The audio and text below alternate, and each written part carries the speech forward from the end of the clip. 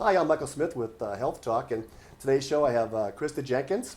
She's one of my entertainment heroes in the area, and she's been very good to Douglas County. And it's always interesting for me to meet people who have other lives besides entertainment. And then yours happens to be district manager of the Mosquito District. Yes, I manage the Douglas County Mosquito Abatement District here in Douglas County. No, that's an interesting profession. How would you get into something like that? Well, my degree is in education, and my fourth grade teacher, Ron Lynch, came to me, and he was looking for his replacement, and he suggested my name and to the board, and I went through a hiring process, and they hired me. Awesome. So, yeah. Well, besides going out and getting dirty, do you do education things to kids and things? I do education anywhere I can.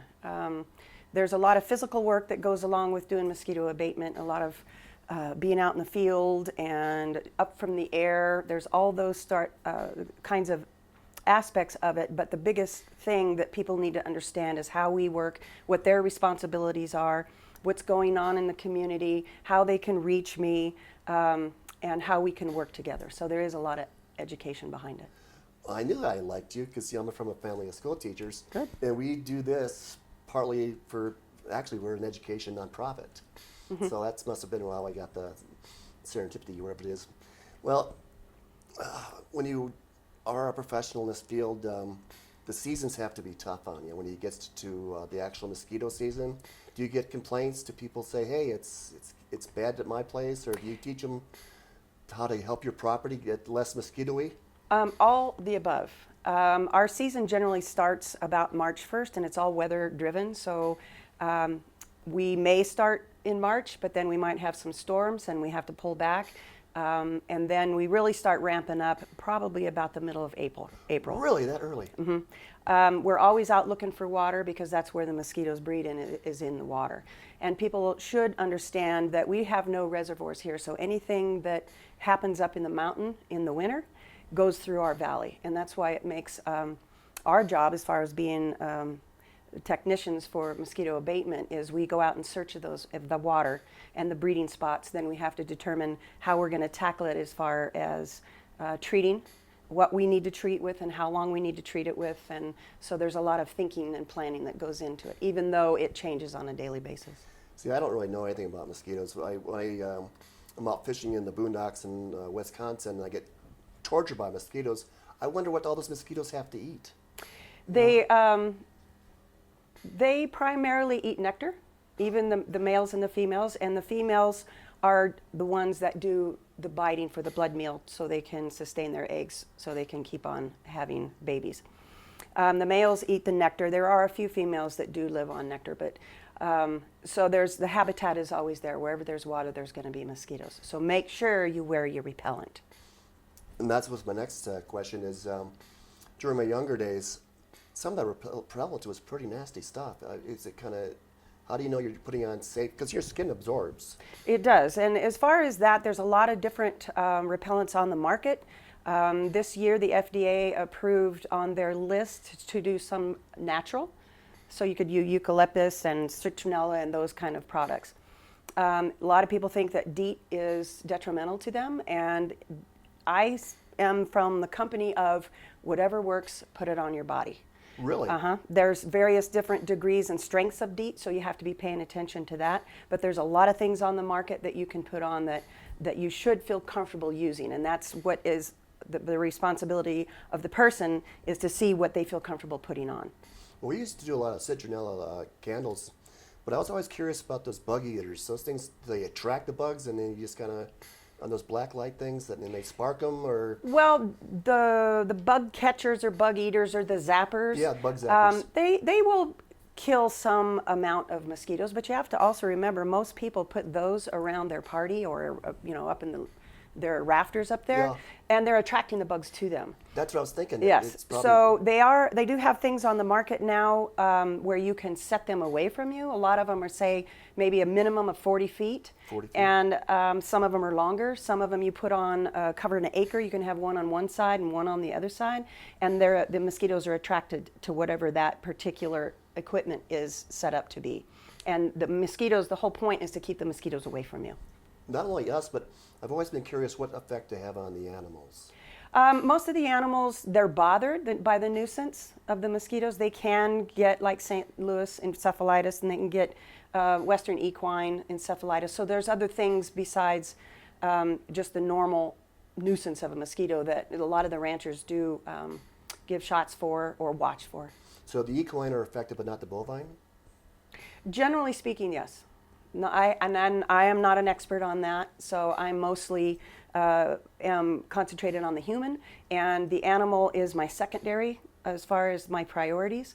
A lot of it's nuisance, because if you do have a big hatch of mosquitoes that are bothering the cows, they tend to get agitated and they may run, and in the long run they might not be as healthy, or that might be stressed, and that can correspond to their milking or their meat or something like that. Well, the reason I was bringing up the farms and ranches is the ranches in our family and our farms in our family always had some source of water, either a pond Correct. or a stream, and do you Correct. think that'd be a natural attraction to have them? And then when I came out west, there was more news of them affecting horses, I thought I heard. Yes, the horses can get the West Nile virus, and there is a vaccine for that. So And if people I- should be very aware of the West Nile virus in our community. Work with your veterinarian to make sure that your animals are vaccinated. Did we have any cases at all about that? Human cases this year, as reported by the state, there was none. Excellent. The thing that people have to remember is you might feel symptomatic and you may have West Nile virus, but the only derivative way of finding out if you have it is through a blood test.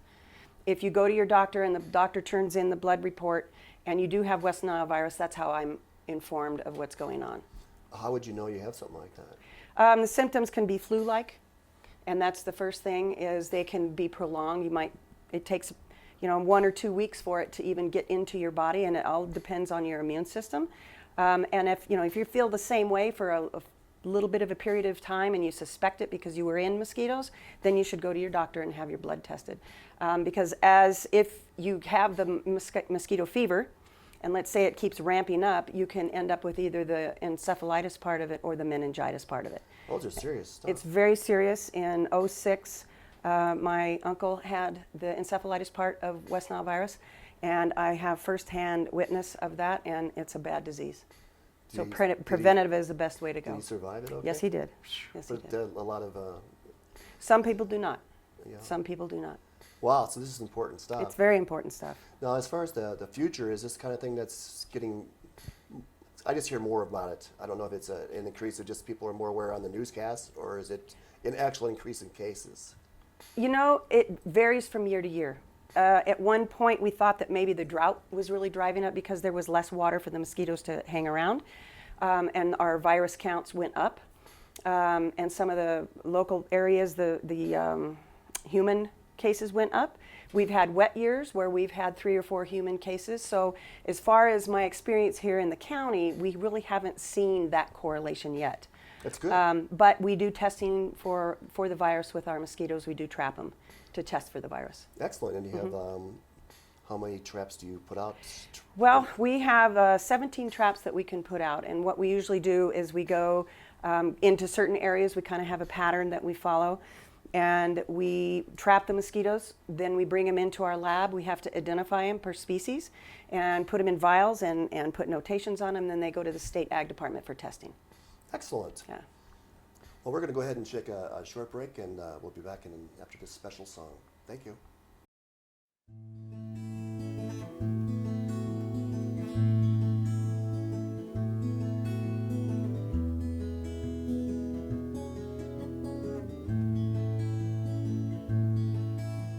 The sun's low, the evening sky, the crickets are singing lullaby. Another day's coming to an end. There's not a breath of wind in the air. The horses are fed, so they don't care. Another day's coming to an end. The twilight glow will be coming soon. I fall asleep neath the midnight blue, and in my dreams I will be carried to a place in my heart that reminds me of you.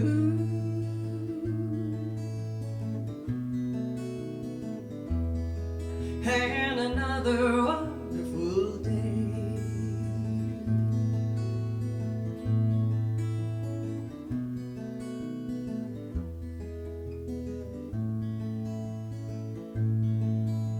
The morning dove says it's time to rise. I sit up straight and open my eyes. Another day slowly begins to shine.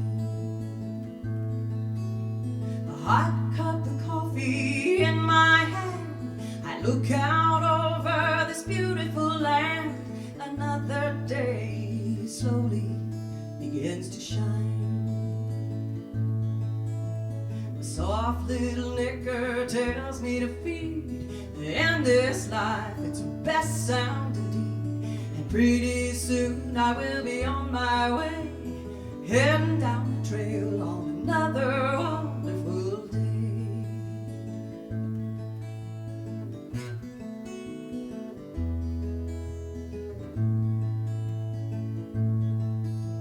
I soak up the sun deep in my skin, inviting the fresh air to come on in.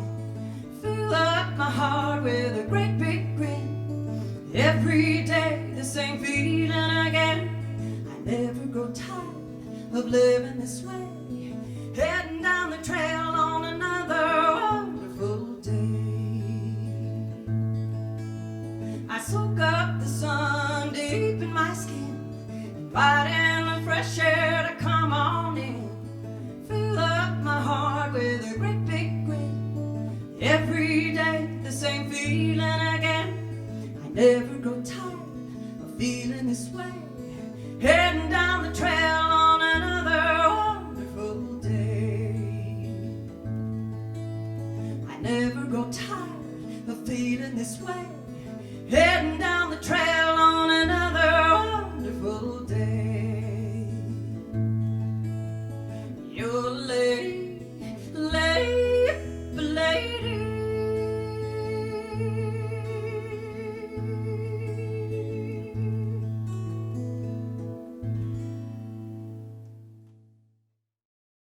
Hi, we're back from break with Krista Jenkins, the Mosquito District abatement person. Yes, Douglas County Mosquito Abatement District. Now, a lot of this stuff, like we said, is very serious, and thank you for that nice song.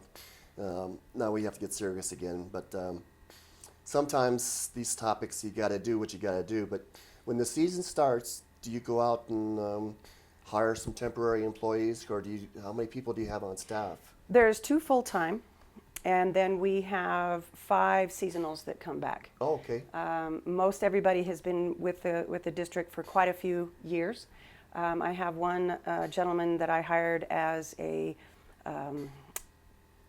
he was graduating high school. Now he's going to college and he's coming back. So I do have the fortunate opportunity to have these guys back, and which helps because they know exactly what needs to be done, and I can get them back out into the field. Well, do you need anybody else? Should we ask for volunteers or anything? At this point, I might be hiring in the spring. I'm going through all of my records and seeing what's going on, and anticipation for next year, and I have some ideas that are going on, and if I do need to hire somebody, I will put it on our website. Excellent. And then your website is? It's dcmosquito.org. And your phone number? 775-782-4642. On our website, there is a contact page on there where you can email me. This summer we had a very heavy year, and the phone calls that came into my office were so many that I just put a message on my machine that says I cannot make any return phone calls, because I like to return every one of them that I can. However, if you send me an email, I have my phone with me all time, and if you send me an email, I usually respond to it within minutes, sometimes within a half hour, and then I can converse back with you, and much easier sometimes than on the phone. So when you get your staff together and the season starts, do you go out and set up, I don't know, you said you have some kind of things you drop off in certain areas to trap mosquitoes or something? We do the trapping like I mentioned before. That just happens all the time. I have someone that takes care of all that trapping for me. Then my technicians, I go with them every morning, and we go through what needs to be checked, what needs to be monitored, what needs to be treated, and then we send them out and they do their various jobs. A long time ago, I had a friend who had a biology degree, and she was out doing the little flies that were affecting things so much. And is it kind of like that? Do you have a lot of? How many traps do you actually set? Do you get the mosquitoes studied for West Nile virus, or what do you do with the mosquitoes? We do. We test them for West Nile virus, St. Louis encephalitis, and Western equine encephalitis. And it also gives us an idea of how many mosquitoes may be in a certain area, so it kind of gives us an idea of an adult count. But that is way separate than when we go out. Our first line of defense is to treat the mosquito larvae in the water. If we can keep them from emerging, then it keeps the adult population down. Excellent. Well, I'm a big fish guy. Do you promote mosquito-eating fish in ponds and things? We do have the access to mosquito fish. It's very time-consuming, and for the amount of area that we have to cover, I usually try and coordinate with somebody to go get mosquito fish, or I'll try and get them and do it that way, but it's very time-consuming. And I do the best that I can, but it's kind of a lower priority for me. That's why I like to send people elsewhere. So once you get the mosquito counts in Douglas County, do you bring in choppers and spray, or do you have trucks that spray, or how do you go out with the deterring part? We have several ground vehicles that we treat with. We have an ATV, and we have what we call the little clown car with backpack type of material on, so they can put the dry chemical in the water. We've got an amphibious vehicle that treats. We'll get on ponds with boats, and we do have air support with a helicopter and a fixed wing plane to do larvicide drops and to adulticide. And then our trucks go out in the evenings to do adulticiding in the neighborhoods. And this is all from the study of the traps that your target zone is? It's trap driven, it's complaint driven, and because we're out there, we know where all the populations are and try and kind of anticipate where they're moving. Well, this is kind of silly, but how would you know about exactly complaints, which if they're just had a tough night, or if it's ongoing problem? It's both. We have people that in certain neighborhoods that call me, and when they call me and I know who they are, I know they're pretty bad. And it all goes to people's toleration. If some people can't be tolerated to 1 or 2 bites, that's enough for them. Other people, they might get 15 or 20 bites, and that's okay. And some of the ranchers that have been around here, they're like, "What mosquitoes? We don't have any mosquitoes." So it's driven by a lot of factors. That's me too. I never had a problem, and then my mother-in-law, she saw like 2 in Sacramento. She's all freaked out about it. So I bet if she's in the area, she'd be calling all the time. So you just have to know who calls and who doesn't. That, and if I get 1 or 2 or 3 complaints from a one neighborhood or from an area, then I know we might have a problem. But I do have my typical neighborhoods that I constantly get complaints from. If we're getting complaints from an outside neighborhood that we don't usually get complaints for, then I'll send somebody out to start poking around and see what's going on. Well, when you do the spraying, how do you know where the bees are? Does this pesticide hurt the bees? It can. We know where a lot of the hives are because people will report where their hives are. We do have on our website a page where you can email me the location of the bees, and we have a chart. Most of our spraying is done at night, and the bees are asleep, so it doesn't bother them. If the people have a hive, they need to make sure that their bees are healthy and they have their healthy immune system. Generally speaking, our pesticide will not hurt them. It doesn't really leave a residual, so there's not that much of a risk for the bees to land on a flower that has been covered with an insecticide. The way that we do our chemical, you have to remember that an ounce of chemical will cover an acre. Wow. So it's not like we're putting out gallons and gallons of an insecticide. But again, everybody has their own tolerance of what they want to do with their bees. During the day, if we're coming through, we'll notify the beekeeper, and then they can have the choice of covering or whatever they need to do to protect their bees. Okay, do you put this in the paper when you're going to spray a certain area so people can close their windows as well? Yes, and what we do is we put it in the paper that comes out a couple days a week, which is difficult. We put it online. Kurt Hildebrand is very good with us. Oh, Kurt's the and best. Puts it online. We put signs up in the neighborhood to alert them that we're going to be in the neighborhood, and then we do have it on our website. I'm a sensitive breather. Just curious. No, and we do have people that call us, and I have a list of people that I contact, if I'm going into a neighborhood and there is a sensitivity person, I call them, hey, we're coming in, and okay, we'll shut our doors. We also have certain areas in the neighborhoods where there's a no fog zone. So we have equipment in our trucks that will approach that area, it shuts it off, we go through that area, it shuts it back, it turns it back on.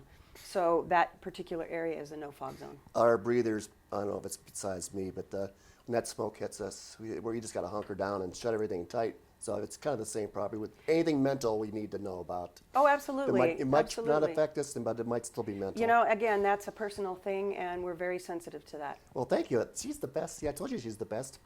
Also, the first time I really realized that you're in this area, you were in front of the Board of Commissioners, and there was some kind of like mention of $34,000, something about helping out the Wally's Resort or something, or at that area. Well, But people were kind of picking on Wally's at that time, and I didn't understand what the problem was. Okay, so in general, Wally's has a lot of people that come for Correct. tourists, and they also have the locals. It's a good hot spot I for hang dinner out there and too whatnot. from time to time.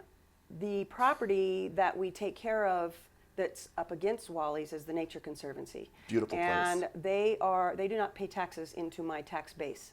So we spend a lot of money in the Nature Conservancy just because it's agricultural land. And I was trying to make a point when I was being asked what the problem was to see if there was any grant that I could get that we could kind of help replenish our coffers for the Nature Conservancy. Well, that's a great idea. It is. It's very difficult. We're trying to work the best we can with everybody, but we don't just do the Nature Conservancy just to help the Wally's Resort. It's also the ranchers and the neighbors and the people that go through Wally's. Well, it was just they just got their name thrown out there, and I Right. wanted to make sure that they're cleared. You talked to Big George; they helped you at all? You know, I haven't really done anything to that extent. Sometimes I like to start and we get in the right direction, but then when our season starts hitting, and I don't write grants, so I'd have to rely on somebody else to do a grant project with me. It kind of goes to a lower priority because I have other things that are higher priority. Are you allowed to ask for donations? No, Really? we're not. That In that is- capacity, because we are a tax base and there is an abatement that property owners do pay, and then we get some money from the state for DMV and sales tax. So as far as I know, because we really haven't asked for any type of donations, we try and stick to what we're really legally supposed to do. Okay, so if you don't want to, if you can't give them donations, call your person that knows the grant people and get her money, because you got to have money to do this right. And I don't know if you have drones or anything to play with to get this done right. For the but last do you 3 years, do you we have. have. Are your things in good shape? Are they new? Are they? My equipment, I am blessed to have a very good board, and we keep the equipment up all the time. I have a lot of equipment that is running very well, knock Okay. on wood. I've been researching drones for 3 years. I've narrowed it down to a couple. We're in the process of getting our licensing for drones to do some aerial application, both in a dry larvicide and a wet larvicide, maybe some adulticide from it, and I've got that money in the budget ready. I'm just waiting for technology to get to the point where I feel comfortable to buy it. Excellent. Do you ever ask for people who are out there, like Great Basin Sports, for their eyeballs on stuff to let you know if they see a problem or anything like that? I tell everybody, if you think you see a problem, call my office, email me, we'll come check it out. I'll look for any puddle, any pool, anywhere to try and keep the mosquito population down. See, I just love this education. I know it sounds simple, but these are important things. If there's things in the news that scare you about your health concerns about, because on the East Coast they had people saying don't go out at dusk, don't Absolutely. get up in the after sunset, or wait till after sunset Right. to go up. So I think you're the kind of person to make sure we're way ahead of it. Well- So you make me feel better already that we're on this thing, and she's on this thing, and I can just go out and get dirty in the woods and not worry about my life being threatened. Wear your repellent. But wear your repellent, and what was the kind you recommended again? Just make sure anything, if nothing. Anything, you have to do your own research there. If you go on my website, I do have a page that talks about repellents and gives you some information so you can do your homework to see which one you're comfortable using. Also, another last question. Someone said you can eat something that will make your body repel mosquitoes of some sort. I've heard it said that people like garlic. I'm a garlic eater, and I don't I've get- heard people say use bounce sheets, it keeps mosquitoes away. Use Listerine as a barrier spray, it keeps it away. Try anything that you think will work. Well, no Nothing's wonder I gonna don't. hurt. No wonder I don't get mosquitoes. I do all those things. All right, we're down to our last minute. Could you give out your contact information again, your website, your Sure. phone number? Okay, Douglas County Mosquito Abatement District. Our phone number is 775-782-4642. Our email address is dcmosquito@gmail. Our website is dcmosquito.org. And through the website, you can contact me via email, and I can return my email because I have my phone with me at all times. Well, Krista, thank you for being on Thank Health you. Talk. And Thank you. if you don't mind, we'd like to have you back again to Absolutely. update maybe during the season of further education. And Sure. anyways, this has been Michael Smith for Health Talk, and thank you for watching.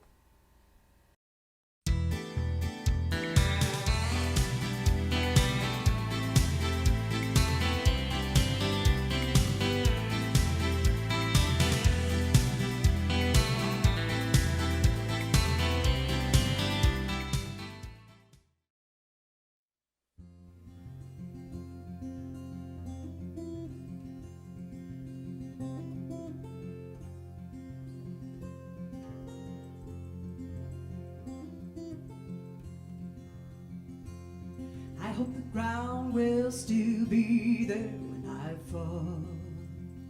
And someone will be within the sound of my voice when I call. And somewhere there'll be an image of me when I'm feeling small. I hope the ground will still be there when I fall.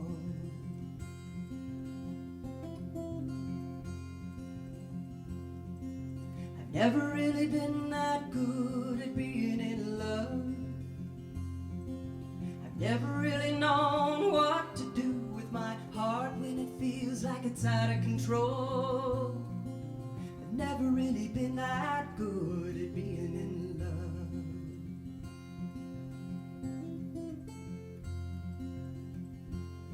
I'm on the outside in the middle of the world, trying to live on the inside.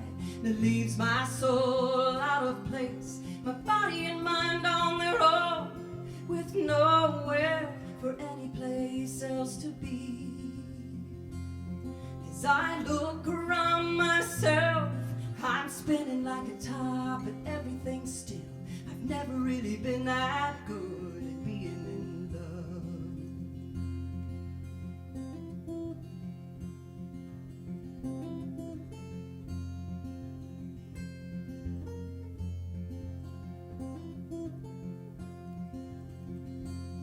I hope the ground will still be there when I fall. And someone will be within the sound of my voice when I call. And somewhere there'll be an image of me when I'm feeling small. I hope the ground will still be there when I fall. Yes, I'm falling, I'm falling, I'm falling. Ooh, ooh, ooh. I hope the ground will still be there